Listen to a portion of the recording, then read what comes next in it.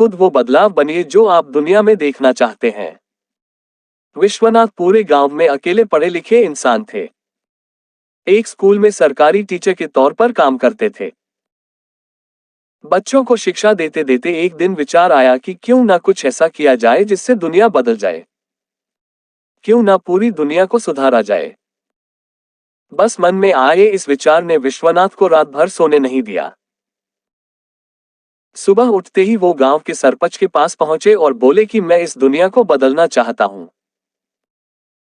सरपंच उनकी बात सुनकर हंसने लगा। गुरुजी, इतना आसान नहीं है दुनिया को बदलना। आप ये विचार छोड़ दें तो ही अच्छा है। लेकिन विश्वनाथ ने ठान लिया था और इसी वजह से वो कई लोगों से मिले पर कोई फायदा नहीं हुआ। अब वो अकेले ही सामाजिक कार्यों में लग गए। लेकिन जल्दी ही ये सच्चाई समझ आ गई कि दुनिया को बदलना इतना आसान नहीं है। तो मन में सोचा, दुनिया नहीं बदल सकता तो क्या मैं अपने देश को तो सुधार ही सकता हूं। बस विश्वनाथ फिर से जुट गए। समय बीता, बहुत जल्दी ये एहसास हो गया कि देश को बदलना तो बहुत मुश्किल काम है। तो सोचा क्यों ना अपने गांव को सुधारा जाए। अगर मैं अपने गांव को सुधार पाया तो ये भी अपने आप में बड़ी उपलब्धि होगी।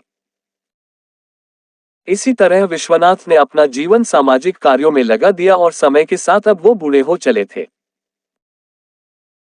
पर गांव रहा वैसा का वैसा। एक दिन सोचा कि पूरे गांव को नहीं बदला जा सकता तो क्यों न अपने परिवार को सुधारा जाए।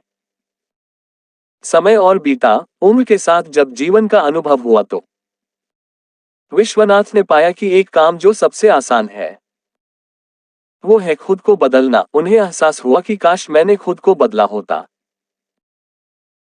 तो मेरा असर मेरे परिवार पर पड़ता, फिर मेरे परिवार से पड़ोस सुधरता और फिर पड़ोस से पूरा गांव। इसी तरह पूरा देश भी सुधर सकता था और फिर दुनिया को बदलते देर नहीं लगती। मित्रों, महल कितना बड़ा और विशाल क्यों ना हो, लेकिन बनता वो ईंटों से ही है और इस संसार रूपी महल की ईंटें हम लोग हैं। शिखर भी हम और नींव भी हम। खुद को सुधारिए, सकारात्मक सोच रखिए, फिर देखिए दुनिया बदलते देर नहीं लगेगी। BGS टाइम यूट्यूब चैनल की मदद से हम लगातार लोगों में सकारात्मकता लाने का प्रयास करते आए हैं और आगे भी ये प्रयास जारी रहेगा। आप लोग भी अपने सगे संबंधियों के साथ ये कहानियां जरूर शेयर किया कीजिए। और अगर आपके पास BGS टाइम को बेहतर बनाने के लिए कोई सुझाव है तो हमें कमेंट में लिखकर भेज दें। हमें आपके संदेशों का इंतजार रहेगा। धन्यवाद।